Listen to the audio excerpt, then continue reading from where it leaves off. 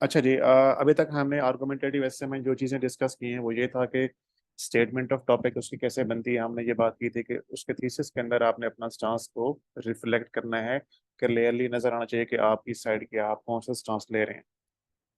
उसके बाद हमने बात की कि इसकी आउटलाइन जब बनाते हैं तो पहले आपने अपने साइड के जो आर्गुमेंट्स हैं वो पेश करने हैं, उसके बाद एंटी साइड के आर्गुमेंट्स, एक दो तीन, दो हो जाए, तीन हो जाए, काफी हो जाते हैं। उसके बाद आपने उसको कंक्लूड करना है और इसके अंदर कोई वे फॉरवर्ड नहीं आता। देन हमने ये बात की थी कि जो इसका इंट्रोडक्शन होता है, उसका जो स्टाइल होता है, उसमें थोड़ी सी तब्दीली होती है कि हम बात करते हैं, सबसे पहले स्टार्ट करना है हमने। जो इनिशियल दो से तीन सेंटेंसेस हैं वो जनरल हो सकते हैं या कोटेशन से हो सकते हैं। उसके दो तीन सेंटेंसेस के बाद आप रिलेट करते हुए वहीं से मूव करते हैं आउटलाइन के आइडियाज की तरफ। और उसको जैसे आप सेंटेंसेस बनाते हैं, दो दो तीन तीन पॉइंट्स कंबाइन करके, उसी तरह आप सेंटेंसेस बनाएंगे। जब ये आप कर लेंगे तो उसके बाद आपने एंटी साइड का आर्गूमेंट पेश करना है, एंटी आर्गूमेंट को शो करना है, और उसके बाद हाउ एवर लगा के अपना जो मेजर आपका आइडिया है या चीज है वो आपने जो है ना उसको प्लेस करना है, उसको रखना है। तो ये आपका स्ट्रक्चर होता है किसका, इंट्रोडक्शन का। अब बेसिकली जो चीज यहाँ पे डिफरेंट होने वाली है वो है एंटी आर्गूमेंट के पैराग्राफ। अब आपने यहाँ पे बात को गौर से समझना है। ये आपके सामने आउटलाइन है, ठीक है ना। अब आपने इंट्रोडक्शन लिख लिया है। इंट्रोडक्शन के बाद आपने क्या करना है, फर्स्ट पैराग्राफ करेंगे किसके ऊपर, understanding the concept of gender equality, इसके ऊपर। एक नॉर्मल जो पैराग्राफ लिखते हैं जिस तरह से आप इसके अंदर एक्सप्लेन करना चाहें, कोई इसके फीचर्स डिस्कस करने हैं या कोई एट्रीब्यूट्स हैं या किन चीज़ों से जेंडर इक्वालिटी रिफ्लेक्ट होती है या किस तरह आप इसको एक्सप्लेन करना चाहते हैं, वो आप इसके अंदर बताएंगे। एक जो नॉर्मल पैराग्राफ होता है 120-130 वर्ड्स का, उसके अंदर आप इसको करेंगे। उसके बाद आप स्टार्ट कर देंगे अपने साइड के जो आर्गुमेंट्स हैं। ठीक है, आपकी साइड के आर्गुमेंट्स क्या हैं, जिसके अंदर आप ये कह रहे हैं कि जेंडर इक्वलिटी मिथ है। आप ये फॉर एग्जांपल हम कहते हैं 10 हैं, 12 हैं, 13, जितने आर्गुमेंट्स हैं वो आप पेश करेंगे। और ये नॉर्मल बॉडी पैराग्राफ की तरह, जिस तरह टॉपिक सेंटेंस होता है उसको सपोर्ट करने के लिए आर्गुमेंट्स, दरमियान में आपने एविडेंस देना होता है, उसके बाद कंक्लूडिंग सेंटेंस देना है और आपने उसको एंड करना है। और इसी तरह आपने तमाम पैराग्राफ करने हैं। लेकिन जब आप एंटी आर्गुमेंट के पैराग्राफ में आएंगे तो वहां तब्दीली होती है। वहां तब्दीली कैसी होती है वो भी हम देखते हैं। लेकिन जब आप अपनी साइड के आर्गुमेंट्स पेश कर लेंगे तो आपने ट्रांजिशन देनी है, यानी कि आप एक लाइन छोड़ेंगे जिससे नॉर्मल स्पेस देते हैं। वहां पे आप लिखते हैं कि इस तरह से, in the previous section it was considered how, या it was seen that gender equality remains to be a myth, however in the following paragraphs the counter perspective as well as their rebuttal, या as well as their recounter will be taken into account, या its account will be taken out। जो भी आप कहना चाहें उसको लफ्जों में कहना चाहें आप कह सकते हैं। मतलब एक ट्रांजिशन आपने देनी है जिससे ये नजर आए कि आपने पहले अपनी साइड के आर्गुमेंट्स दिए और अब आप जो है ना एंटी साइड के आर्गुमेंट्स को स्पेस देने वाले हैं। अब बेसिकली जो मेजर तब्दीली है वो है आर्गुमेंटेटिव एसे के पैराग्राफ्स के अंदर। मैं आपको ना यहाँ पे, जस्ट अ मिनट, मैं आपको स्क्रीन शेयरिंग ऑफ कर रहा हूँ, एक मिनट। मैं आपको एक सैंपल दिखाता हूँ, उसको आप लोगों ने पढ़ना है और फिर उसके बाद जो है ना मैं आपको समझाऊंगा कि ये बेसिकली इसका जो पैराग्राफ राइटिंग स्टाइल होता है वो किस तरह से होता है। क्योंकि इसके अंदर इसके दो हिस्से बनाते हैं। ये मेरे पास एक सैंपल है, मैं इसको अभी जो है ना स्क्रीन शेयर करता हूँ, ये आपके सामने आ जाएगा अभी।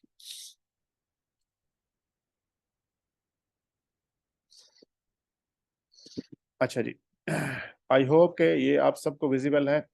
ये यहाँ से लेकर सम में आर्ग्यू, यहाँ से लेकर ना आपने ये जो नंबर 2 लिखा हुआ है इंटरेस्ट, पब्लिक इंटरेस्ट, यहाँ तक इसको पढ़ना है। आप सब इसको पढ़ें, जो लोग पढ़ लें वो चैट के अंदर बता दें कि आपने पढ़ लिया है, और डन करते जाएं। एक मिनट, मैं इसको हटा दूँ साइड पे कर। ठीक है, इसको पढ़ें और मुझे बताएं, मैसेज कर दें, उसके बाद कंफर्म कर दें कि आपने पढ़ लिया। उसके बाद मैं बात करूंगा आगे।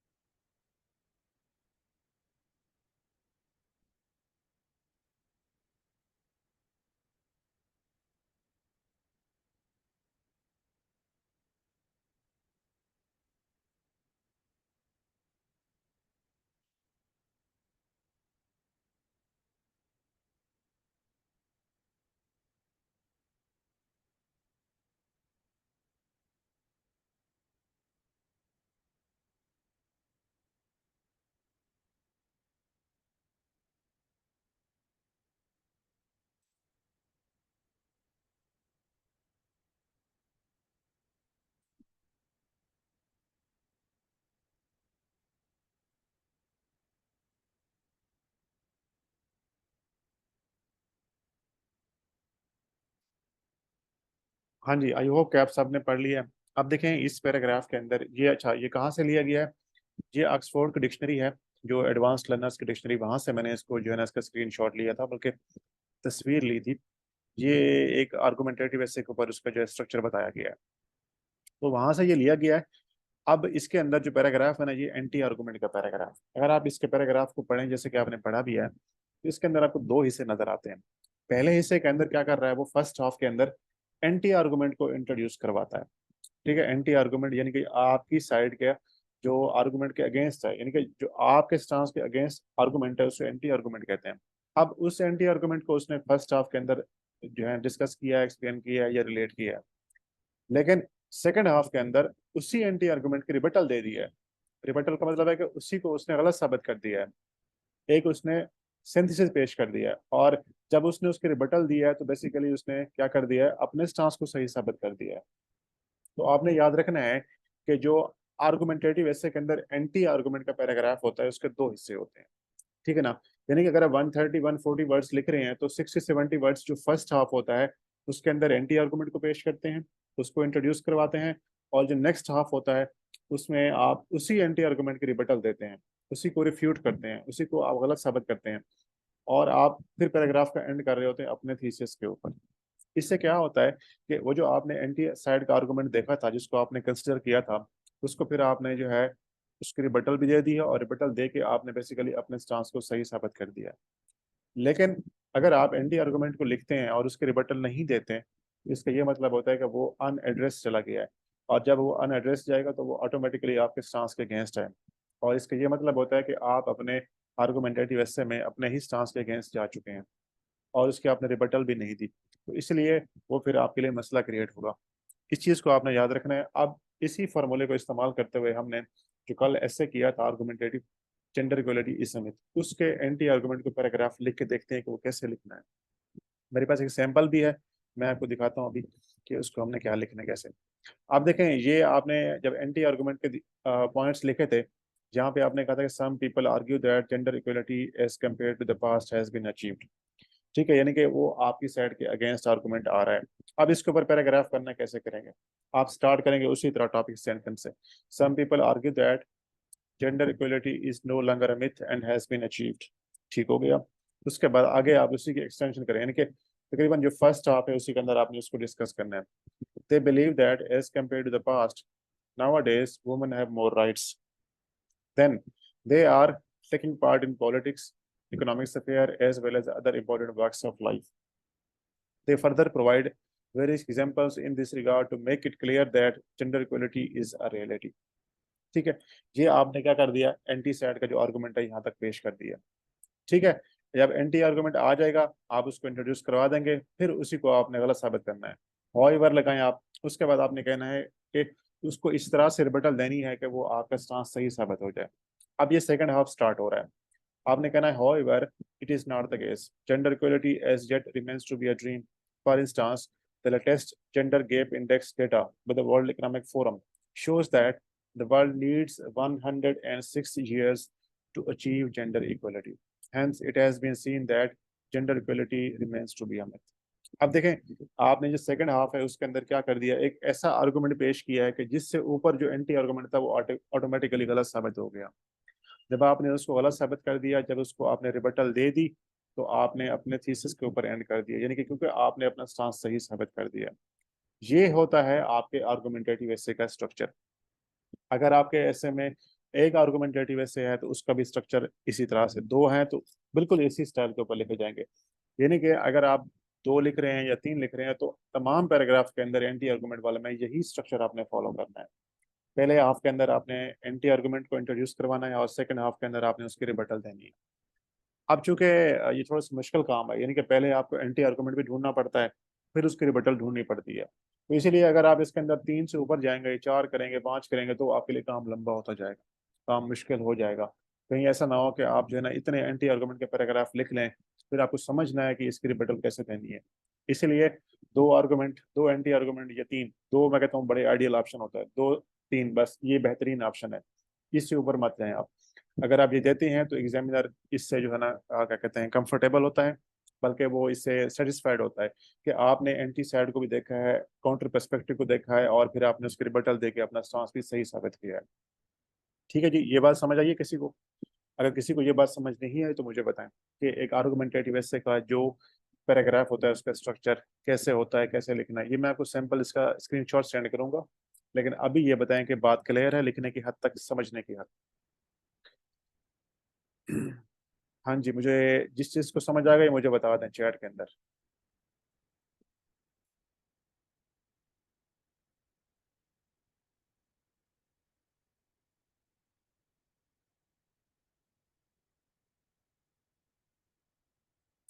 सो अभी आप सो रही थी आप?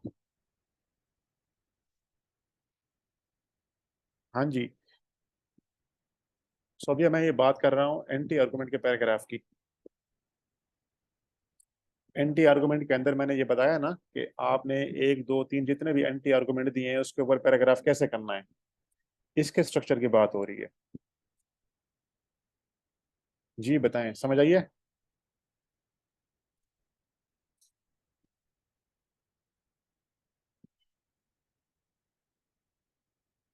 शायद आपने कल लेक्चर मिस किया इसलिए आपको समझ नहीं है।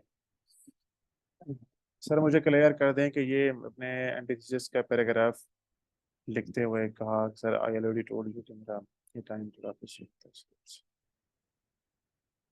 हाँ देखें, अगर टाइम बिजी है बिल्कुल मुझे अंदाजा है, लेकिन अब उसमें अगर आपको समझ नहीं आ रही तो उसका हम क्या कर सकते हैं? वो आप सवाल करें, पूछें।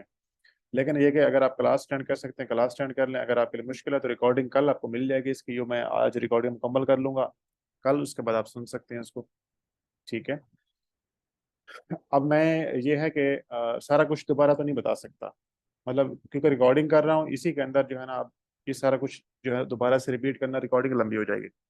मैंने सिंपल ये बताया है कि जब आप आर्गुमेंटेटिव ऐसे करते हैं उसके अंदर एंटी आर्गुमेंट होता है। एंटी आर्गुमेंट के पैराग्राफ का स्ट्रक्चर तब्दील होता है, उसके पैराग्राफ के दो हिस्से बनाते हैं। पहले हिस्से के अंदर आप एंटी आर्गुमेंट को इंट्रोड्यूस करवाते हैं, और सेकंड पार्ट के अंदर आप उसी की रिबटल देते हैं, रिबटल उसी को गलत साबित करते हैं।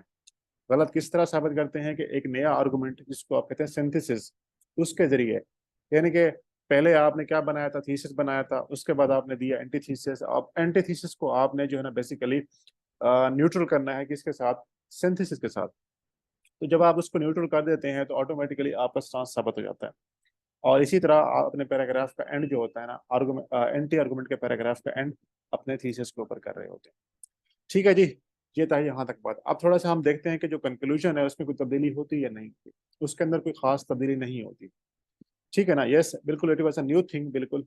सर मुझे ये समझ आई है कि जब हम किसी की बात को सुन के उसके अगेंस्ट हैं तो हम कहते हैं कि आप ठीक कह रहे हैं, लेकिन फिर हम फैक्ट के साथ एग्जैक्टली बिल्कुल यही मैंने कल समझाया था। मतलब आप एक केस पेश करते हैं, दूसरा बंदा कहता है ये बात इस तरह से, आप कहते हैं आपकी बात जो है ना इसको मैं इस तरह से गलत साबित कर सकता हूँ, मेरे पास उसके लिए ये आपके पास जो है ना एक ऑप्शन है या आपके पास एक आर्गूमेंट है।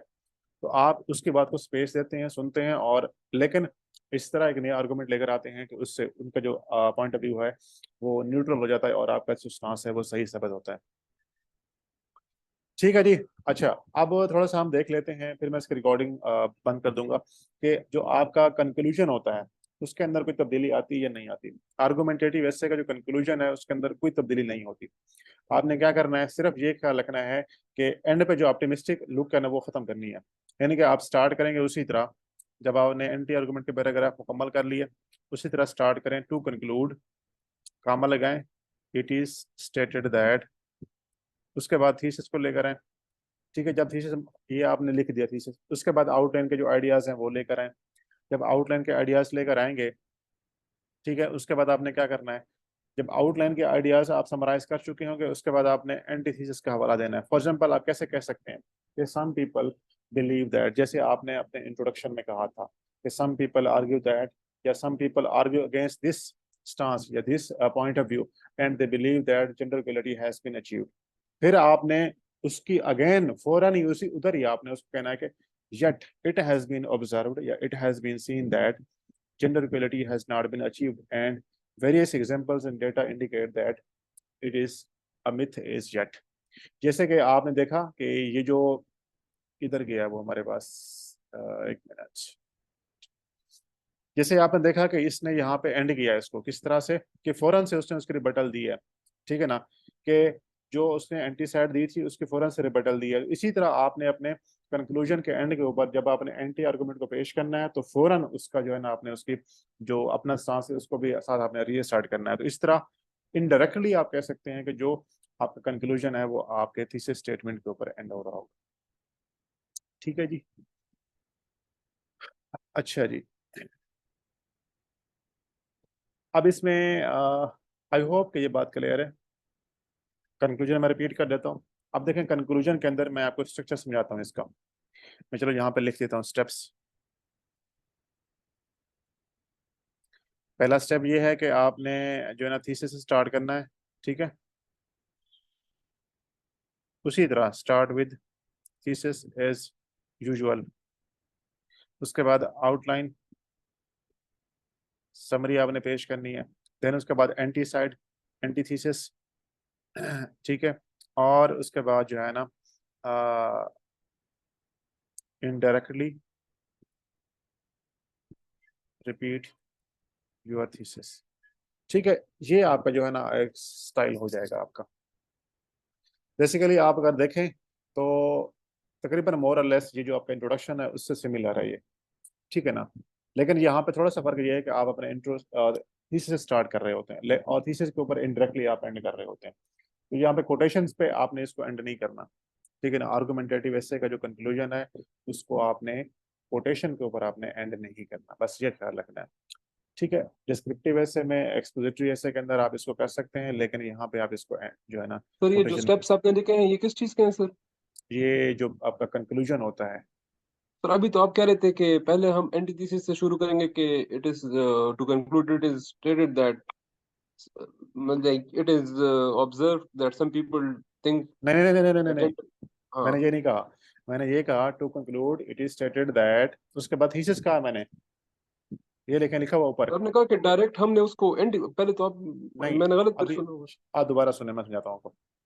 मैंने ये कहा है कि दोबारा रिपीट कर रहा हूँ कि जब आप कंक्लूजन को स्टार्ट करेंगे तो आपने उसी तरह नॉर्मल स्टार्ट करना है। टू कंक्लूड कामा लगाना है, इट इज स्टेटेड दैट, उसके बाद थीसिस को लिखना है।